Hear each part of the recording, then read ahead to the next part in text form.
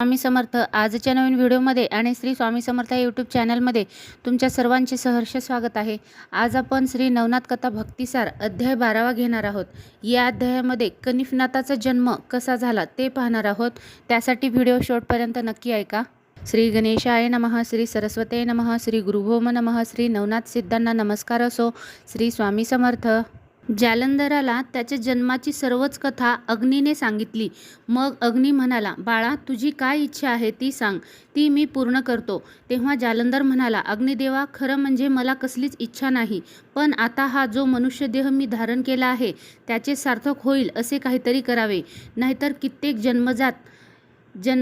जन्मतात आणि मरतात, तसे माझे होऊ नये. त्यांचे बोलणे ऐकून अग्नीला फारच संतोष झाला. त्याने अरण्यातील आपले रूप आवरून घेतले.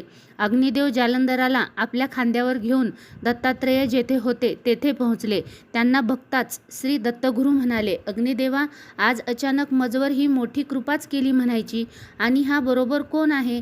बसा, तरी तुमचे स्वागत असो. अग्नी म्हणाला, हा जालंधर नावाने अवतरलेला अंतरिक्ष ऋषीच आहे. मदन दहन झाले तरी मदन माझ्या ठिकाणी शिवतेजाने युक्त झालेला तसाच सूक्ष्म रूपाने राहिला होता.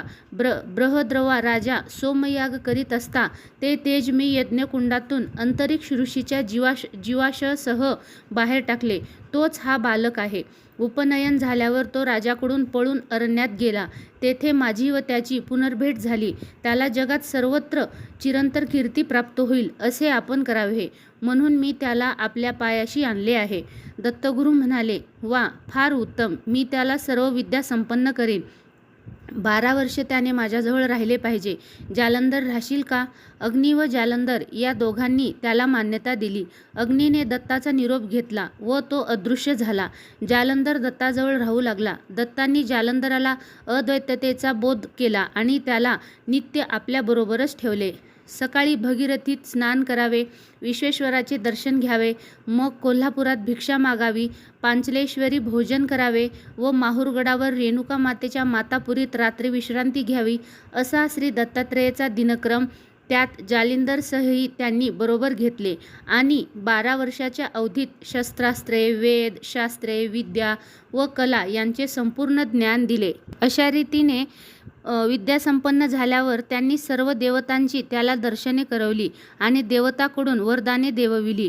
एवढे झाल्यावर त्यांनी अग्नीला बोलावून म्हटले, हा तुझा पुत्र जालंधर. आता याला सर्व विद्यांनी युक्त केले आहे, याचा स्वीकार कर. अग्नी फार संतुष्ट झाला. मग त्याने जालंधराला घेऊन म्हटले, पूर्वी ज्याप्रमाणे मच्छिंद्राने सर्व देवता प्रसन्न करून व वंश करून घेतल्या होत्या, त्याचप्रमाणे त्याला वंश करून दिल्या. पुढे अग्नीने त्याला 12 वर्ष बद्रिकाश्रमी तप करावयास नेले. तेथे सतत कठोर तप केल्यावर ब्रह्मा, विष्णू, महेश व बद्रीनाथ यांनी त्याच्या तपाची परिपूर्ती झाल्याचे त्याला सांगून पूर्ण सिद्ध केले. मग अग्नी व जालंधर यांना बद्रीनाथाने एक कथा सांगितली. बद्रीनाथ शिव त्यांना म्हणाला, पूर्वी एकदा देवाने तेज स्वखलित झाले व ते हिमालयात एका द्विगज निद्रित होता त्याच्या कानात पडले. त्यात प्ररुब्ध नारायणाने संचार करून मनुष्य देह धारण केला. जालंधरा, त्याला तू बाहेर काढ. तो कानातून जन्मल्यामुळे त्याला कनिफनाथ असे म्हणतील. तू त्याला आपला शिष्य कर, त्याला आपल्यासारखाच कर. शिवाचे हे बोलणे ऐकून जालंधर व अग्नी त्याला म्हणाले, तुम्ही वर्णन केले ते अपूर्व आहे, पण तो गज आम्हाला दाखवा. तेव्हा बद्रीनाथ त्या दोघांना घेऊन निघाले. ते हिमालयावर आले. दुरून दिग्गज दिसला. तो इकडे तिकडे संचार करीत होता. शंकर म्हणाले, हा दिग्गज मोठा भयंकर आहे, चंचल आहे. तेव्हा जालंधराने दुरूनच त्या महागजावर मोहनास्त्र व सर्पास्त्र टाकले. त्या दोन्ही अस्त्राचा परिणाम होऊन तो हत्ती तत्काळ भूमीला खिळल्यासारखा मुकाट्याने एका जागी उभा राहिला. जालंधर, अग्नी व शंकर संथपणे त्याच्याजवळ गेले. जालंधराने हत्तीच्या जवळ जाऊन हाका मारल्या, अरे कनिफा, अरे प्ररुब्ध नारायणा, अरे ब्रह्मसुता, दीक्षादेह धारण करून तू या दिग्गजाच्या कानातून बाहेर ये. आहेस ना मध्ये? तू बाहेर ये. अग्निदेव, महादेव व अंतरिक्ष तुला जालंधर रूपाने बोलावित आहेत. तुझे कार्य तुझी वाट पाहत आहेत. ये लवकर, ये लवकर, बाहेर ये. त्याच्या हाका ऐकून हत्तीच्या कानाच्या अंतर्भागातून 16 वर्षाचा एक तेजपुंज तपस्वी तरुण डोकावून पाहू लागला. त्याला भगवान शंकर, अग्नी व जालंधर हे तिघे दिसले. तेव्हा त्यांना तेथूनच हात जोडून त्याने नमस्कार केला. मग जालंधराने उंच हात करून त्याला खाली उतरून घेतले.